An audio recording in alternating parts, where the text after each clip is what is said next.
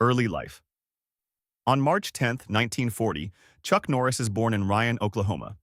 Not as a hero, not as a meme, not as a joke, just an ordinary boy. Dust moves across a narrow road. Wooden porches creak in the wind. A child walks past houses, steps over dry ground, and disappears between fences, fields, and cars. Nobody stops. Nobody watches him go. His childhood is quiet and unremarkable. No spotlight, no stage, no early fame. Later, the family moves to California. Life remains difficult, sometimes cramped, sometimes chaotic. School, family. Nothing about it looks like the beginning of a legend. Years later, that same boy stands in a training hall. The floor is hard. The smell of sweat, leather, and old wood hangs in the air. A heavy bag swings slowly. His fist hits it again and again, dull, rhythmic. Then a kick, then another. He is not training for applause, not for cameras. He trains because he wants to get better, because an ordinary boy is becoming someone who can endure pain and live by discipline. Before people laugh at Chuck Norris jokes, real opponents are standing in front of him. Chuck Norris doesn't sleep. He waits. Chuck Norris counted to infinity. Twice. When Chuck Norris does push-ups, he doesn't push himself up. He pushes the earth down. Chuck Norris doesn't read books. He stares them down until he gets the information he wants. Chuck Norris doesn't turn on the lights. He turns off the dark. Korea, military service, and the first steps into martial arts. As a young man, Norris joins the United States Air Force. The uniform still feels stiff. Aircraft scream across the runway. Orders echo across the base. Then he is sent to Korea, and that is where his life changes. In Korea, he comes into contact with martial arts. No show, no movie set, just training. White uniforms, hard floors, sharp commands, unfamiliar movements, kicks that land too low, stances that are not clean enough, muscles that burn too early. And still, he stays. The room is often silent except for breathing, footsteps, and the dry sound of bare feet on the floor. An instructor corrects a stance. Norris repeats the movement, again and again, first slowly, then faster. Uncertainty becomes routine. Routine becomes control. That is where his view of fighting forms. Disciplined, direct, no wasted movement. When others stop, he does one more set. Sweat runs down his face. His shoulders burn. His legs grow heavy. He lifts them again anyway. Later, this phase becomes the beginning of his martial arts career. Not in a glamorous arena, not under bright lights, but in rooms where nobody knows who he is going to become. Chuck Norris does not wear a watch. He decides what time it is. Fire does not burn Chuck Norris. Chuck Norris burns fire. Chuck Norris can slam a revolving door. Chuck Norris can divide by 0. Mirrors can't reflect Chuck Norris. They only show what Chuck Norris allows. The rise in the tournament scene. Back in the United States, training turns into something bigger. Norris opens martial arts schools, teaches, and builds a name in the American tournament scene. Tournament halls have their own atmosphere. Folding chairs, voices, footsteps on polished floors. A referee raises his hand. 2 fighters bow. For a moment, everything is still. Then the fight begins. The opponent edges forward. A feint, a quick jab. Norris slips away by only a fraction. No panicked retreat, no wasted motion. Just one small movement. Then his body turns. The hips move first, the leg follows. A roundhouse kick cuts through the air and lands clean. The opponent stumbles backward.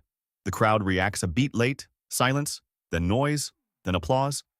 In 1968, Chuck Norris wins the professional middleweight karate championship, but the title alone does not make a legend. What follows matters more. He stays on top. Tournament after tournament, the same pattern repeats. Not spectacular in a chaotic way, controlled. He waits. He lets the other man make the first mistake. Then the counter comes. Short, fast, precise. A lot of fighters look dangerous as long as nothing happens. Norris looks most dangerous in the moment right before something happens. His breathing stays calm. His guard stays clean. His steps stay small. His body saves every unnecessary movement. He is not trying to impress anyone. He is trying to win. And he wins. For 6 years, he remains champion. His reputation grows. Not because he is loud, because he is consistently better. Chuck Norris doesn't knock on doors, he tells them to open. Chuck Norris doesn't miss. If he misses, it's because the target moved. Chuck Norris can unscramble an egg. Chuck Norris doesn't need weapons. Weapons need Chuck Norris. Chuck Norris doesn't age. Time adjusts itself to him. Rivals, respect, and fighting the best. With success come the names that carry real weight in the scene. Joe Louis, Alan Steen, other top fighters who arrive as real tests. The air in the hall feels heavier now. Spectators lean forward. Trainers speak more quietly. Everyone in the room knows this is not just another match. These are men who know how to win. An opponent like Joe Louis brings pressure from the first second. Fast hands, aggressive forward movement. The distance closes quickly. One strike, then another. A low kick. Norris blocks, slips away. The fight turns hard and fast. Every mistake could cost a point.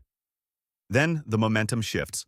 Norris reads the movement, places his step at exactly the right moment, and lands his shot. Not wild, not desperate, clean. Those duels turn a champion into a respected figure. Not just wins over unknown fighters, but wins over men who are feared themselves. Rivalries sharpen his style. They force him to read better, react faster, and stay colder under pressure. Every tough opponent shapes the fighter the scene will remember. It is no longer just about belts or rankings. It is about recognition. And Norris proves himself there too. Chuck Norris can hear sign language. Chuck Norris never loses. He either wins or learns. Chuck Norris can start a fire with a magnifying glass. At night, Chuck Norris can cast a shadow in the dark. Chuck Norris doesn't need an alarm clock. He decides when morning begins. The Coliseum duel with Bruce Lee. Then comes the moment that carries his name far beyond martial arts. Rome, 1972. The Coliseum. Ancient stone. Wind through open arches. Dust underfoot. There, Chuck Norris faces Bruce Lee. The scene from Way of the Dragon will later become one of the most famous fight scenes in film history. And not only because of Bruce Lee. Norris is not an actor pretending he can fight. He is a real champion. The two men circle each other. No frantic music, no rapid cuts, just space, distance, tension. Bruce Lee is spring-loaded, explosive, unpredictable. Norris stands heavier, more compact, more grounded. Two styles, two energies. Lee lunges forward, a kick, then a punch behind it. Norris blocks and immediately answers with a counter to the body. The sound of the hit echoes between the stone walls. Both step apart again, breathing, circling, waiting. Sweat shines on their shoulders. Dust clings to their skin. Every step feels calculated. In the end, Bruce Lee wins the scene. But Chuck Norris wins something else. Worldwide visibility. From that moment on, people know him beyond tournament halls, in cinemas, on posters, in conversations about martial arts films. The champion becomes a screen presence, and the screen presence slowly becomes something bigger. Chuck Norris can win at memory by himself. Chuck Norris can make onions cry. Chuck Norris has no pulse. He decides when his heart beats. When Chuck Norris falls into water, Chuck Norris doesn't get wet. Water gets Chuck Norris. Chuck Norris invented gravity. Hollywood, Walker, and the birth of the myth. In the 1980s, the stage changes for good. Tournament halls turn into film sets. The smell of training mats is replaced by smoke machines, motor oil, and pyrotechnics. A door flies open. Glass shatters. A truck crashes through a wooden wall. Spotlights cut through the dust. And in the middle of that chaos stands Chuck Norris, with the same calm he used to carry into the ring. That is what makes him believable as an action star. He does not play panic. He does not play fake toughness. His characters feel like men who learn to conserve energy until the exact moment it matters. An opponent charges at him. Norris takes one small step to the side, then the kick. Clean, direct. The man hits the floor, not 10 unnecessary moves. One is enough. Later, Walker, Texas Ranger, turns that into a global trademark. Police lights reflecting on wet asphalt. Warehouses, back roads, bars, then once again, the moment everyone is waiting for. The opponent rushes in. Norris stays calm. A roundhouse kick ends the scene. Week after week, millions of viewers see the same image. Danger, confrontation, control, victory. Then the internet arrives. Suddenly, fight scenes turn into one-liners.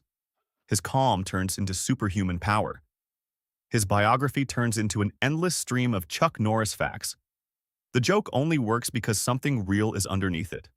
Nobody would have made those lines about just any actor. They work because before the memes, there was a real fighter, a champion, a man who earned his reputation not in forums or internet jokes, but on training floors, in tournaments, in long practice sessions, and against real opponents. That is why Chuck Norris becomes both things in the end. A joke. And the reason the joke sounds believable in the first place. If you liked this video, hit subscribe for more like it, and let me know in the comments what you want to see next.